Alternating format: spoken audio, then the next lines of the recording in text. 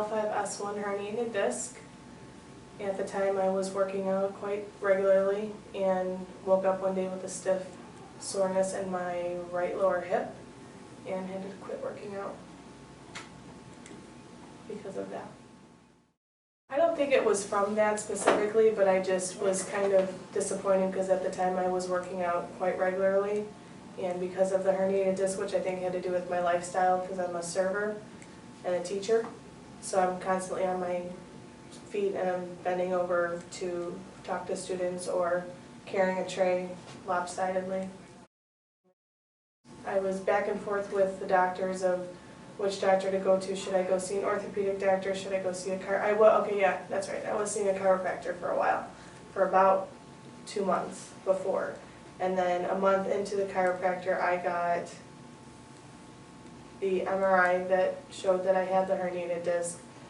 The orthopedic doctor that scheduled me the MRI suggested traction therapy. The chiropractor tried the traction therapy, but it wasn't really successful as much as this, because this was more of also strengthening your core and stretching out the muscles. When I saw the orthopedic doctor, he had recommended 3 steps. The first step was traction therapy, the second step was cortisone shot, and the third step was surgery. And I knew, I'd been in therapy before for back problems, not for herniation because I had an MRI then, and I didn't have a herniation then. But I was in therapy for about 2 years on and off, and I knew that if I did therapy again that it would help. So I was hoping to skip the surgery part.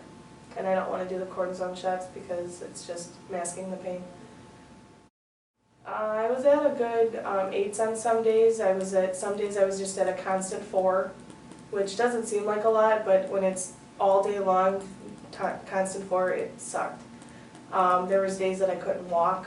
There was days that my girlfriend had to come over and help me do the laundry and take the dishes out of the dishwasher. So I pulled some crutches out of the garage, trying to see if I can get that to help me. That still didn't help. I couldn't stand, couldn't shower in the morning. Now I'm at a 0. My goal when I first started treatment was to be able to get up in the middle of the night to go to the bathroom and be able to walk back to the bedroom, because I couldn't do that. Showering in the morning, I couldn't wash my feet some days, most days. There was days after work that I couldn't walk. There was days I couldn't go to work. There was days that I was taking 4 Tylenol and 4 Advil just to get through a day of work. Sometimes I'm required to work about 12 hours at my serving job, and I couldn't do that for a while.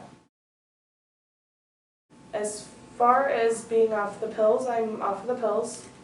I haven't worked a double shift yet, but I think I'm being lazy on that. So I think that's just me. Well, I got cleared to go back to the gym, so I started to go back to the gym. Unfortunately, I'm not allowed to run yet, so until I can get there, that'll be good, because I went into the gym the first day and I puckered it, cried at the little people that were running because I couldn't run yet, which is fine because I'm not ready to run yet. But I've got a couple days and I'm glad to get back and trying to strengthen the core so I don't have this pain anymore. I worked a shift about last week and I was carrying a tray and I felt a core. I was like, hey, what's that? Well, things that I couldn't do before that I can do now, some are like working makes it easier because then I can save up my money. I'm trying to buy a house.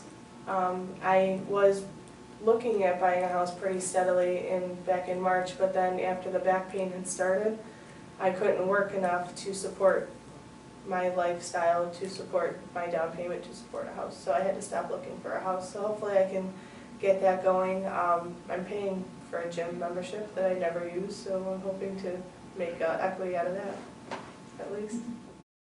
Love it. The staff is awesome, very friendly.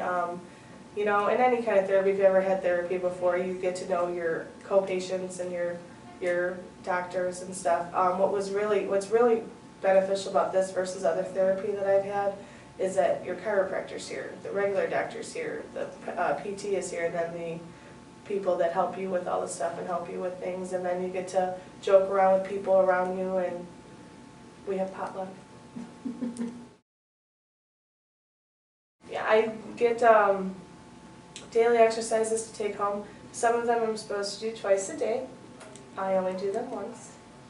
I notice that when I don't do them, there is some amount of pain. On the 4th of July weekend, I did not bring my stuff with me, so I didn't do it, but I paid for it when I came back. Didn't go back to full back pain, but it's easier when you do your exercises, so it's good to do your homework, and I tell my students that myself, so I should not do mine. I've actually spoke with a few people that have had back problems, and I rant and rave about this place because I've done physical therapy before, I've had good therapy, but I also spent 1.5 years in that therapy before I figured out what was wrong, and then my insurance lapsed and I wasn't able to finish therapy. I was paying out of pocket for a while. As far as this, a girlfriend of mine had recommended this institute, and I'm so glad I came just because, like I said, it's a time, you're here for 2 hours typically, but you're getting everything done in one day. You're going to the chiropractor, you're going to physical therapy, you're strengthening your core, you're working out a little bit, you're sweating, you're doing your thing, but it's all done in one session.